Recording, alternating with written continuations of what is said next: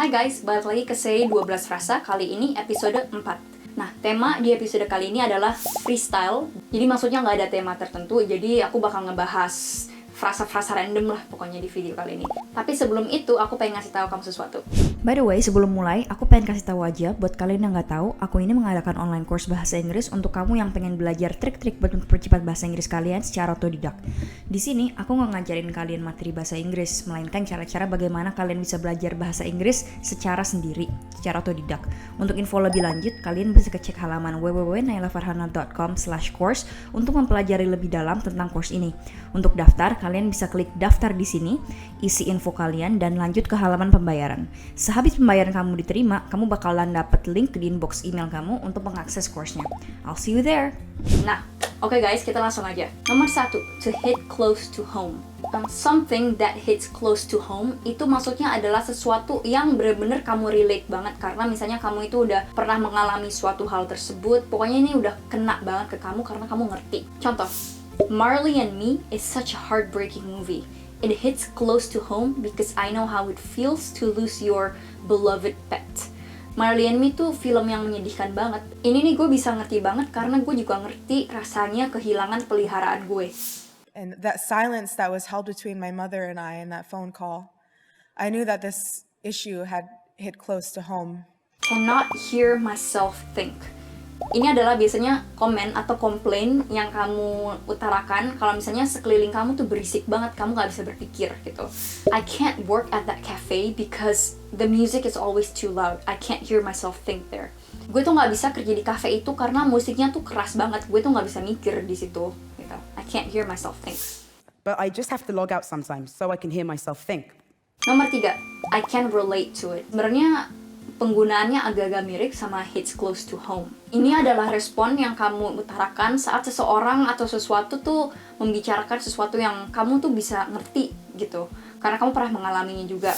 So in my YouTube videos, I keep it real so that my audience could relate to it. Di video-video aku tuh coba bikin sesuatu yang autentik banget supaya orang audience aku tuh bisa relate sama video aku gitu. I think it's important for us to look at how their life was being lived because I believe that we can relate to it. I felt that. Ini aku sering banget ngeliat di meme-meme Instagram gitu yang artinya ya kamu bisa merasain hal tersebut. Kamu mengerti suatu hal tersebut. I felt that. Gue bisa rasain, gue bisa ngerti banget. When they told me that they feel like they're losing their youth because of the COVID lockdown, I really felt that. Saat mereka cerita bahwa mereka tuh ngerasa kehilangan masa-masa muda mereka karena COVID, gue tuh bisa ngerasain banget itu. And we didn't really mean to cast you. I really felt that, there's all, because it wasn't just Emma. Nomor 5, can't think straight. Ini maksudnya tidak bisa berpikir jernih. Ini sebuah komplain atau komen yang kamu pakai saat kamu bilang tuh kamu bener-bener nggak bisa pikir, kayak pemikiran kamu, otak kamu tuh lagi tersendat karena alasan apapun. Contoh, I was just so distracted by my relationship problems that I couldn't even think straight during the exam. Aduh, gue tuh kepikiran masalah-masalah hubungan gue sama cowok gue. Bahkan gue gak bisa berpikir saat ujian. Gue tuh gak bisa berpikir jernih saat ujian gitu. That's because unfairness triggers us so strongly that we can't think straight. Nomor 6, if I'm not mistaken. Kalau nggak salah, I think he's going to Canada next week if I'm not mistaken. Kayaknya dia bakal ke Kanada minggu depan deh kalau nggak salah ya gitu. Gue nggak tahu gitu. Jadi sesuatu yang kamu pakai kalau misalnya kamu itu masih belum ada 100% kepastian bahwa sesuatu yang kamu baru bilang itu bener atau enggak. And you actually had the opportunity to meet him once, if I'm not mistaken, eh? Nomor 7, as far as I know.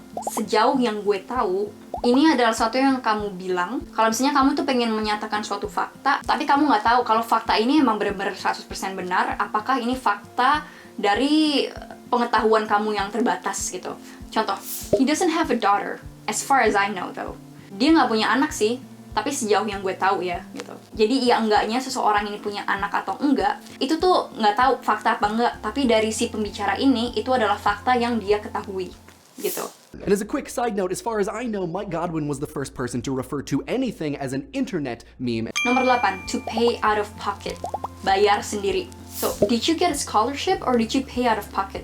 Well, I got enough scholarship to cover tuition, but for living costs, I had to pay out of pocket. Jadi lo dapat beasiswa atau harus bayar sendiri? Jadi gue dapat beasiswa cukup buat nge-cover uang sekolah, tapi buat living cost sih, buat hari-hari hidup itu harus gue bayar sendiri.